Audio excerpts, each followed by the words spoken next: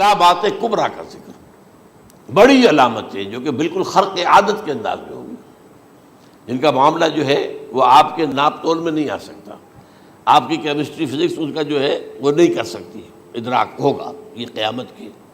ان میں نمبر ایک کیا ہے؟ ایک بہت بڑا دھواں آئے گا، پوری دنیا کو لپیٹے گا۔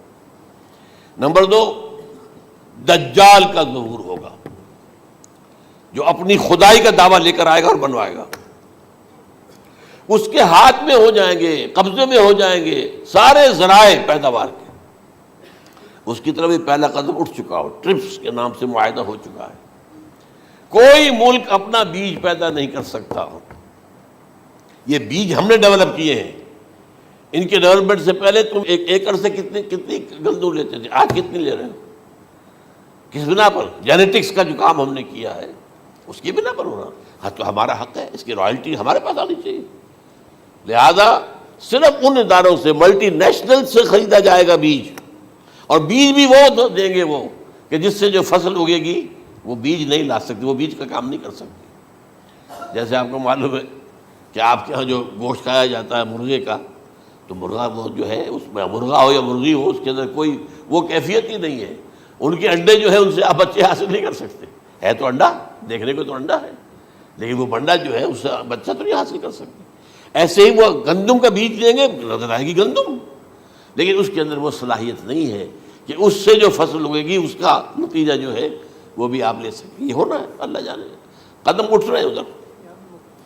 پھر یہ ہے کہ دابۃ الارض، زمین سے ایک حیوان نمودار ہوگا، زمین شق ہوگی۔ ابھی میں کہہ رہا ہوں خرق عادت ہے، یہ چیزیں وہ نہیں ہیں جو ہماری کسی حساب کتاب میں جو باتیں پہلے آئی ہیں وہ تو حساب کتاب میں آ رہی ہیں، ساری سمجھ میں آ رہی ہیں، ساری چیزیں مشاہدہ ان کا ہو رہا ہے۔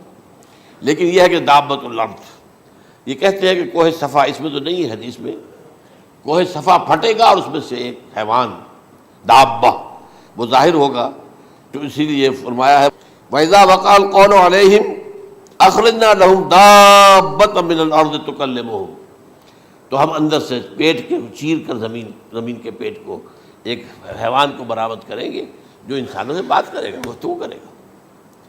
نمبر 4، طلوع الشمس من المغرب، یہ بھی خرق عادت، سورج تو طلوع ہوتا ہے مشرق سے، غروب ہوتا ہے مغرب میں، لیکن اس وقت معاملہ الٹا ہو جائے، یعنی جو کائنات کے اندر جو گڑبڑ ہوگی کچھ سمجھ میں بات آتی ہے کہ یہ معاملہ جو ہے یہ تو اس پورے سولر سسٹم کو اگر بدل دیتے ہیں تو مشرق مغرب ہو جانا، مغرب مشرق ہو جانا، یہ سمجھ میں آنے والی بات ہے۔ اس کے بعد ہے عیسیٰ ابن مریم کا نزول، جس کے بارے میں آج میں نے گفتگو کی ہے تفصیل سے۔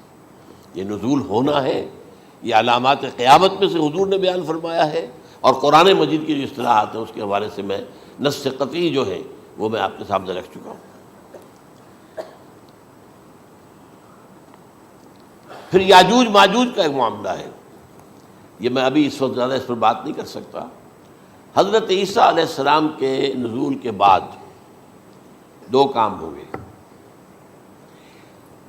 یہودیوں کا قلع قمع ختم، تمام یہود، ایک کام تو یہ ہونا ہے، اور نمبر 2 عیسائیت کا ختم ہو جانا۔ عیسائیت کی نفی کر دیں گے، بھائی تم مجھے خدا کا بیٹا بنائے بیٹھے ہو، میں تو خدا کا بیٹا نہیں ہوں، میں تو اس کا بندہ ہوں، رسول ہوں، میں نے تم سے کب کہا تھا کہ مجھے خدا کا بیٹا بناؤ۔ نمبر 2 یہ کہ وہ خنزیر کو قتل کر دیں گے، یعنی یہ تم نے خنزیر کب سے کھانا شروع کر دیا؟ میں تو تم کو نکاح اجازت دے کر گیا تھا، یہ تو شریعت موسوی میں حرام تھا، اور میں کہہ کر گیا تھا کہ یہی شریعت تم پر لاگو رہے گی، ہاؤ کم تم نے کیسے یہ؟ آج بھی بہت سے رومن کیتھولکس جو ہے وہ سور نہیں کھاتے، وہ اس میں ہے ان کے اندر کچھ نہ کچھ بات جو ہے جو حضرت عیسیٰ کی تعلیمات کا کچھ اثر ان کے ہاں ہے۔ میں تو ایک مرتبہ، یہ 1971 کی بات ہے، 4-5 دن کے لیے برسلز میں رکا تھا، اس لیے کہ وہاں مجھے ایک صاحب نے خط لکھا تھا کہ وہاں ایک نوجوان ہے، ابھی اس میں ایمان لایا ہے، اور اس کے کچھ مسائل ہیں، ہم کوشش کر رہے ہیں ان کے مسائل حل کریں، آپ بھی جا رہے ہیں۔ میں انگلینڈ جا رہا تھا تو واپسی پر آپ ان کے یہاں چند دن ٹھہرے، میں حیران ہوا، ویسے اس نے مجھے اپنے گھر ٹھہرایا نہیں، اس لیے کہ ماں باپ تو اس کے کرسچن تھے، اور پولیس کا چیف آفیسر اس کا باپ تھا، چیف آف پولیس فورس۔ اس نے مجھ سے ایک دن کھانے پہ بلایا، میں ہوٹل میں ٹھہرایا مجھے، اس نے کہا آپ اطمینان سے یہاں کھانا کھائیں، اس گھر میں نہ آج تک کوئی شراب کی بوند آئی ہے اور نہ ہی کوئی بوٹی آئی ہے سور کی. Roman Catholics. اب اکلوتا بیٹا تھا یہ عبد العزیز، اس نے بعد میں نام رکھا، وان کینٹر اس کا نام تھا جو کہ اوریجنل تھا. پھر اس نے نام رکھا عبد العزیز وان کینٹر، پرانا نام بھی بحال رکھا. نہایت نیک، نہایت خوبصورت. 28 سال کی عمر تھی اور اس وقت میں نے دیکھا تھا کہ اس کی فقہی معلومات جو ہے میری معلومات سے 10 گنا زیادہ. اس کی وجہ کیا ہے؟ وہ گیا تھا موراکو میں ایز اے ٹیچر ملازمت کرنے، پیسہ کمانے. وہاں وہ مسلمانوں سے اس کا ہوا رفع ضبط ہوا، اسلام کی تعلیمات سامنے آئی، اسلام لے آیا. اب اکلوتا بیٹا ہے اور ماں باپ جو ہے کرسچن کیتھولکس. جب وہاں سے واپس آیا تو پھر کہتے ہیں کہ ہمارے درمیان ایک معاہدہ ہے، وی آر لیونگ ٹوگیدر، لیکن یہ معاہدہ ہے ہم مذہب پہ بات نہیں کریں گے، بس باقی جو بھی ہے وہ ساتھ رہ رہے ہیں. لیکن میں حیران ہوا، مجھے معلوم نہیں تھا. اچھا اس کے بعد اس نے جب اسلام کا فیصلہ کیا تو اس کے سامنے سوال آیا کون سی فقہ اختیار کروں. تو اس نے بڑی جو ہے تھورو اسٹڈی کی ہے تمام فقہوں کی، کمپیریٹو اسٹڈی. ان کو کرنے کے بعد پھر فائنل فیصلہ اس کا یہ تھا کہ حنبلی فقہ میں اختیار کروں. چاروں فقہوں میں سب سے لیٹسٹ حنبلی ہے، یعنی حنفی نمبر 1، پھر مالکی نمبر 2، پھر اس کے بعد شافعی نمبر 3، پھر یہ امام احمد ابن حنبل ہے.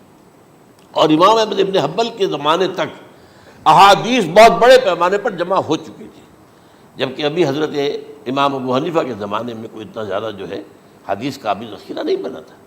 اسی پر تو لوگ حیران ہوتے ہیں کہ زیادہ حدیث امام ابو حنیفہ کے علم میں نہیں تھی، لیکن مجال ہے کہ ان کا کوئی فتویٰ جو ہے کتاب و حدیث کے، کتاب اور سنت کے خلاف ہو.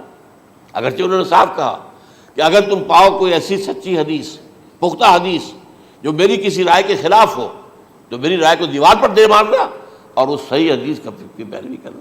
لیکن ویسے اس کے بعد یہ کمال یہ ہے کہ بہت ہی کوئی شاذ معاملہ ہے کہ جس میں ان کا کوئی فتویٰ وہ کتاب و سنت کے منافی ہو یا سنت کے منافی ہو. کتاب پہ تو سوال پیدا نہیں ہوتا، کتاب تو ساری ان کے سامنے موجود تھی.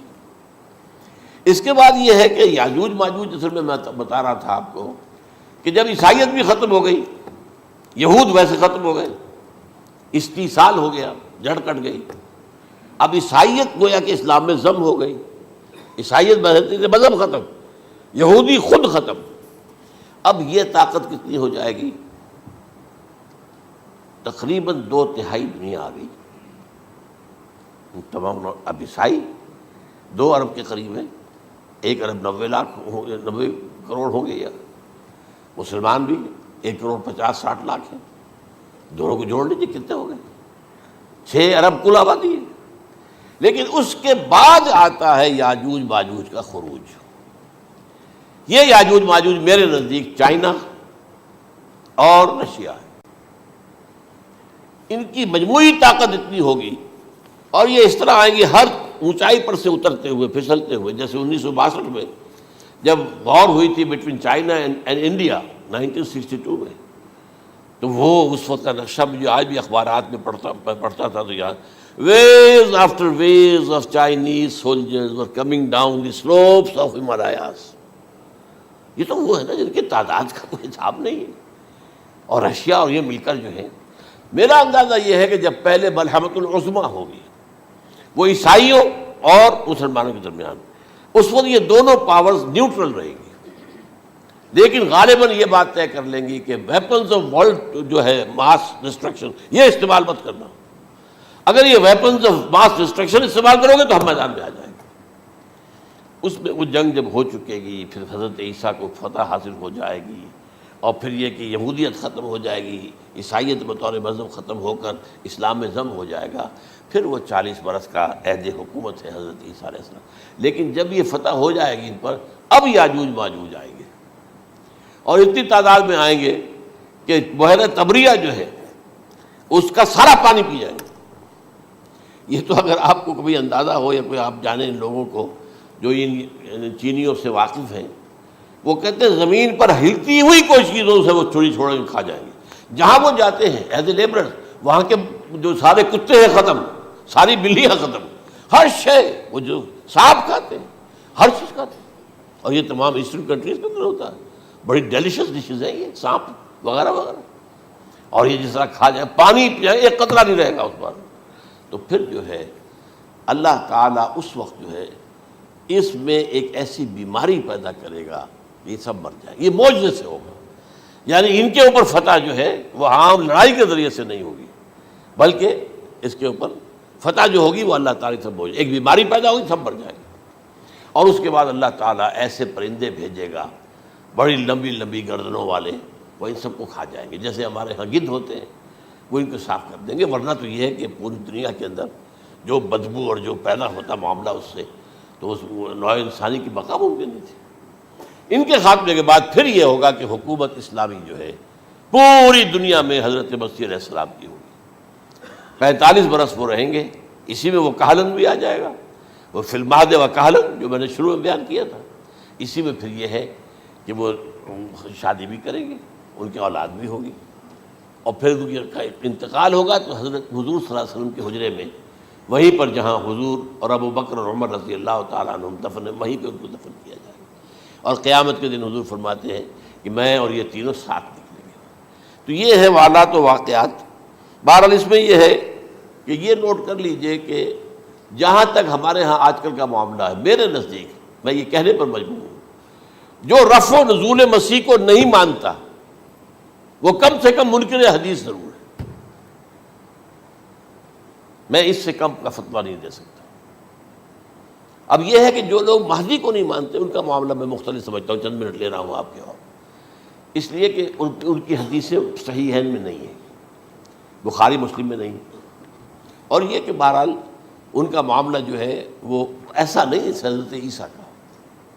حضرت عیسیٰ کے آنے کا جو کچھ ہوگا وہ تو میں نے آپ کے سامنے بیان کر دیا. لیکن یہ ہے کہ حضرت مہدی ہمارے نزدیک اس میں خرق عادت کوئی ہے ہی نہیں. جیسے ہر صدی کے مجدد ہوتے ہیں، آخری صدی کے مجدد وہ ہوں گے، اور میرے نزدیک یہی آخری صدی ہے اور اسی میں حضرت مہدی کا ظہور ہو جانا. سعودی عرب میں کوئی خانہ جنگی ہوگی کسی بادشاہ کے انتقال پر، اور پھر اس وقت یہ ظاہر ہوں گے. اس وقت ملک کے حالات کو سنبھالنے کے لیے لوگ ان کو زبردستی نکالیں گے، چھپے ہوئے ہوں گے ایک گھر میں. یہ حضرت ام سلمہ رضی اللہ تعالیٰ عنہ کی روایت ہے کہ ایک بادشاہ کے انتقال پر یہ خانہ جنگی ہو جائے گی اور ایک شخص مدینے سے بھاگ کر مکے میں چھپ جائے گا. یہ تو ہے ان کے الفاظ، میں توجیہ کر رہا ہوں. یہ لوگ ان کی طرف دیکھ رہے ہوں گے کہ یہ جو وقت آیا ہے فتنے کا ہماری قوم پر، ہمارے ملک پر، تو ان کی شخصیت ایسی ہے کہ یہ بیچ میں آئیں، صلح صفائی کرائیں، اور وہ جو ہے اس ذمہ داری سے بچ کر بھاگیں گے اور جا کر مکے میں چھپ جائیں گے. پھر لوگ انہیں تلاش کر کے نکالیں گے اور زبردستی ان کے ہاتھ پر بیعت کریں گے، ورنہ وہ اتنے بڑے منصب کو. اور پھر یہ بھی ہے، ایک حدیث میں آتا ہے یصلحو فی لیلۃ واحدہ، ایک رات میں ان کی مکمل اصلاح کر دیں گے. یعنی اگر کوئی تھوڑا بہت نقص اور عیب کوئی ہوا بھی، کوئی کمی کوتاہی ہوئی بھی، تو اللہ تعالیٰ ایک رات میں اصلاح کروا دیں. لیکن ہمارے نزدیک اس کے اندر کوئی خرق عادت ہے ہی نہیں. البتہ جو کہتے ہیں اہل تشیع، وہ خرق عادت ہے کہ ان کے 12ویں امام جو ہے وہ بچپن ہی کے اندر اس خوف سے کہ جو بنو عباس بادشاہ ہیں وہ ان کو قتل کر دیں گے، تو وہ ایک غار میں چھپا دیے گئے. اب وہ 1200 برس سے اس غار کے اندر چھپے ہوئے، اور اس کے بعد وہ ظاہر ہوگی، وہ امام مہدی ہوں گے. اس میں خرق عادت ہے. لیکن میں یہ کہتا ہوں کہ محض خرق عادت کی بنیاد پر ہم اس کی نفی نہیں کریں گے. کیوں؟ کیا ہم یہ نہیں مانتے کہ اصحاب کہف 300 برس تک سوئے رہے؟ یہ کیا عام بات ہے؟ حضرت عزیر علیہ السلام اللہ نے انہیں موت دی، موت، اور 100 برس کے بعد زندہ کر کے اٹھا لیا. تو خرق عادت حضرت عیسیٰ کو ہم اتنا بڑا خرق عادت مانتے ہیں کہ اٹھا کر آسمان پر، تیسرے آسمان کے اوپر ہیں، موجود ہیں، اب بھی ہیں. شب معراج میں تیسرے آسمان پر حضور کی ملاقات ان سے ہوئی. تو یہ خرق عادت کی بنیاد پر نفی نہیں ہم کرتے. ہو سکتا ہے، لیکن یہ کہ اس کے لیے ہمارے پاس کوئی دلیل نہیں، کوئی احادیث نہیں، کچھ نہیں، اس لیے ہم اس کو نہیں مانتے. البتہ خود وجود جو ہے حضرت مہدی کا وہ کوئی عجیب بات نہیں ہے. وہ تو جیسے پہلے بھی آئے ہیں ہمارے مجددین، ایسے مجدد ہوں گے اور دین کو تازہ کر دیں گے. ایک صحیح اسلامی ریاست جو ہے وہ عرب میں قائم ہو جائے گی دوبارہ. حضور نے فرمایا وہ عدل اور انصاف سے عرب کو اسی طرح بھر دے گا جیسے کہ وہ اس سے پہلے ظلم اور جور اور زیادتیوں کے سے بھری ہوئی ہوگی. تو یہ کام ہوگا، یہ تو مجدد کا کام ہوتا ہی ہے. اس حوالے سے لیکن بہرحال میں نے پھر بھی کہا کہ اگر احادیث کی کمزوری کی وجہ سے کہ صحیح عین میں نہیں ہے، اگر کوئی شخص انکار کرے تو مجھے کوئی اعتراض نہیں ہے، ٹھیک ہے، لیکن جو حضرت عیسیٰ کے نفع سماوی اور حضرت عیسیٰ کے نزول کا انکار کرتا ہے وہ کم سے کم، میں انہیں اور آگے کوئی فتویٰ نہیں دیتا کہ وہ کافر ہو گیا یا یہ ہو گیا یا وہ ہو گیا، لیکن منکر حدیث کے لائن میں تو وہ لازماً کھڑے ہو گئے۔